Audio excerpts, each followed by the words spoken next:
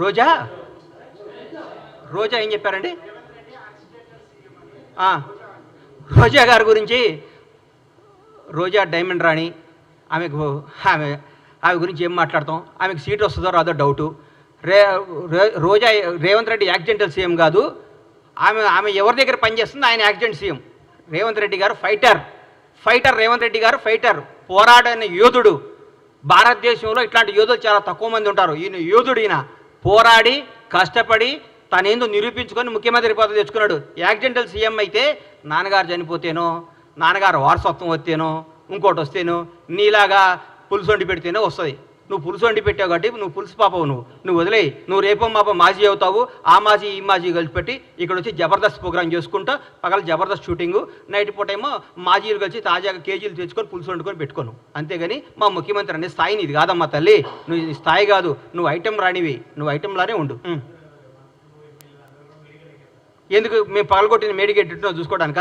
మేము దోసుకున్న మేడిగడ్డ ఎట్లా ఉందో చూసుకోవడానిక? మేము బీటీలు పాడిపోయిన మేడిగడ్డను చూసుకోవడానిక? అన్యాయం చేసిన కాళేశ్వరం చూసుకోవడానిక? అక్రమాలు చేసిన కాళేశ్వరంలో ఏమేమి తప్పులు ఎట్లా వస్తాయో దీనికి ఎట్లా ఆన్సర్ ఇవ్వాలని వాళ్ళ ఎమ్మెల్యేలని వాళ్ళందరినీ తీసుకొని చూపించడానిక? పగిలిపోయింది కదా, పగిలిపోయిందా? మేము పగలగొట్టామా? మా ముఖ్యమంత్రి గారు, మా ఎమ్మెల్యేలు, మా మంత్రులపై పగలగొట్టి మేము చూపించామా? మీరు కొట్టిన దాంట్లో పగిలిపోయింది, తప్పు ఒప్పుకోండి, దీన్ని బాగు చేయండి రా మా ప్రభుని ముఖ్యమంత్రి గారిని కోరుకోండి. దాన్ని ఎట్లా రిపేర్ చేయాలో, దాన్ని ఎట్లా ఓవర్కమ్ కావాలో, దాని ప్రజలకు ఎట్లా న్యాయం చేయాలో ఆలోచిస్తున్నాం. కానీ మీరు మేడిగడ్డ చూస్తేంది? పగిలిన మేడిగడ్డ అతుక్కుంటుందా? ఎట్లా ఎందుకు? చూడండి, తప్పేముంది? మొన్నే రమ్మన్నారుగా ముఖ్యమంత్రి గారు మిమ్మల్ని అందరినీ ప్రతి ఒక్కరిని ఆహ్వానించారు కదా. ఆ రోజు తప్పించుకొని ఈ రోజు వస్తా అంటే మీరు ఎప్పుడైనా రండి. ఎవరిని? సీఎం గారు రాష్ట్రానికి ముఖ్యమంత్రి. బీఆర్ఎస్ పార్టీలో ఆయన ఎంప్లాయ్ కాదు. బీఆర్ఎస్ వాళ్ళు ఈయన చెప్పినప్పుడు వాళ్ళు రావాలి.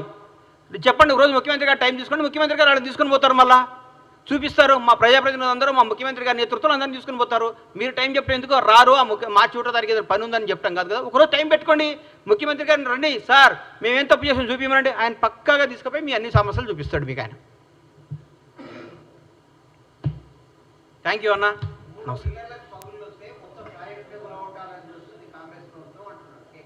అన్నా. ఒకటి గుర్తుపెట్టుకో అన్నా, ఒంట్లో ఒక ఏళ్ళకు షుగర్ వస్తే కాలు తీసేయరు, ఆ ఏళ్ళు తీసేస్తారు.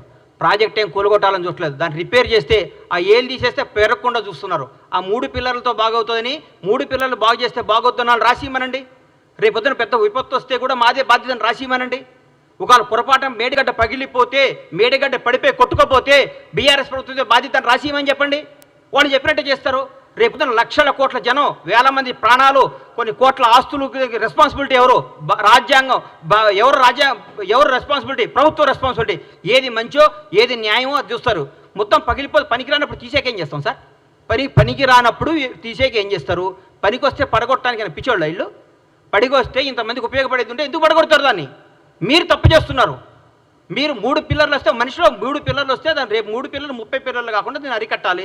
లేకుంటే 3 పిల్లలు రిపేర్ అయితే కథ ఉందని బాగొద్దున్నాళ్ళు రాసిమనండి. ఈ మేడిగడ్డ, ఈ కాళేశ్వరం వల్ల ఏ నష్టం వచ్చినా, ఏ విపత్తు వచ్చినా ఏదైనా బాధ్యత మాది అని రాసిమనండి. దాని ప్రకారం పోదాం. రేపైనా పొరపాటు జరగడం జరిగితే కొన్ని వేల ప్రాణాలు, లక్షల ప్రాణాలు పోతాయి, కొన్ని కోట్ల ఆస్తులు అన్యాయం అయిపోతాయి. ఎవరు దానికి రెస్పాన్సిబిలిటీ? నువ్వా కేటీఆర్ రెస్పాన్సిబిలిటీ?